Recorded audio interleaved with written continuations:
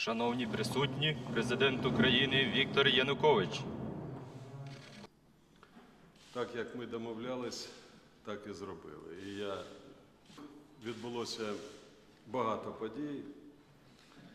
Під час наших зустрічей ми розглядаємо найбільш, я сказав би так, рельєфні питання, вирішення яких буде сприяти гармонізації взаємин між державою і релігійними організаціями. На вашу пропозицію, за моїм дорученням, Кабінетом міністрів прийняті необхідні рішення щодо організації роботи комісії з питань забезпечення реалізації прав релігійних організацій.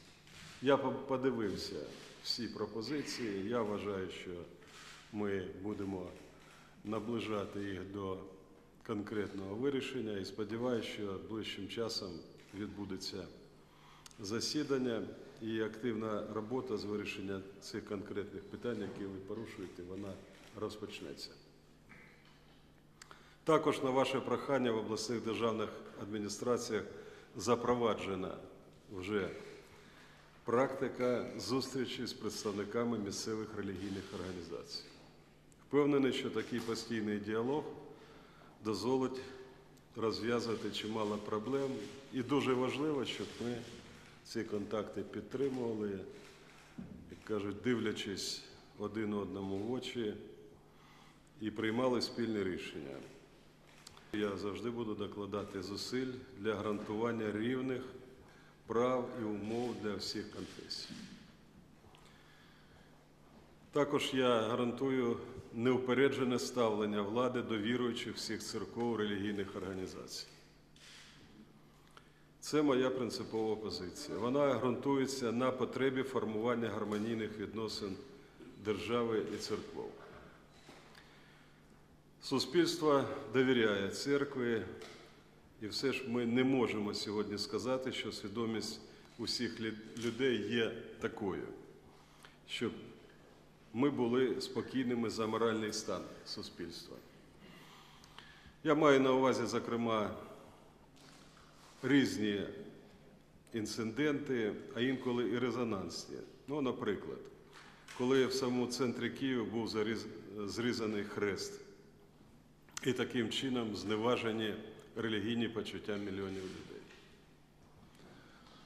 Я вважаю, що такого в нашій державі не повинно бути, і ми повинні прагнути, щоб такого більш ніколи не було. Це дуже тривожний сигнал, і це дуже небезпечний прояв, на який ми будемо реагувати належним чином згідно з українським законодавством. Я вимагаю від правоохоронних органів найсуворішої відповіді на це варварство. Серед найбільш делікатних проблем, які викликають резонанс в суспільстві, є кілька особливо чутливих для різних прошарків віруючих різних конфесій. Серед них прийнятий Верховною Радою України Закон про засади державної мовної політики. З цього приводу хочу сказати, що сьогодні працює робоча група, розроблено програму розвитку української мови, яка після відповідної експертизи буде затверджена урядом і відповідно профінансована в бюджеті наступного року. І так ми будемо робити кожного року. Завершується робота над змінами мовного закону. Друга проблема – про засади запобігання та протидії дискримінації в Україні. З цього приводу до нас дуже багато звернулись представників різних міжнародних організацій, і в Європейському Союзі очікують від нас вирішення цього питання. Одночасно противагу цьому закону Верховна Рада в першому читанні ухвалила закон про заборону пропаганди гомосексуалізму. Це викликає негативну реакцію міжнародних правозахисних організацій, але ми з вами повинні враховувати точку зору суспільства і рахуватися з нею, і точку зору віруючих. І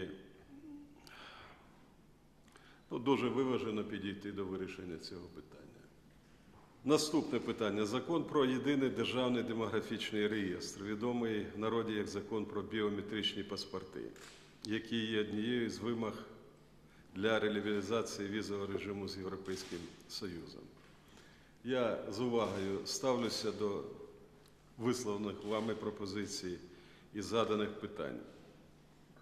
І переконаний в тому, що лише з вами і всім суспільством ми повинні дійти тут згоди, знайти збалансовані, мудрі рішення. Хочу сказати вам, що ми робимо і переконані в тому, що зацікавлені більше, ніж хто, в тому, щоб вибори пройшли чесно, прозоро і демократично. І ні в якому разі втручатись в виборчий процес ми не збираємось. Створені рівні умови для всіх учасників виборчого процесу. Сьогодні ведеться моніторинг ситуації, створені центри реагування, наприклад, на порушення будь-яких законів створений центр Міністерства внутрішніх справ. Я постійно в режимі онлайн бачу, як ведеться ця робота, як реагують правоохоронні органи, яка створена система, і вона реагує незалежно від того, з боку кого йдуть будь-які порушення. Я хотів би, щоб ми з вами зробили все необхідне, щоб вибори були вільними і прозорими. Авторитет церкви, і він повинен бути понад політичною доцільністю і повинен залишатися тією вершиною, до якої прагнуть долучитися люди, як кажуть, з чистою душею. Я вдячний вам за зусилля, спрямовані на те, щоб не допускати використання в політичній агітації авторитету церкви і організаційних структур.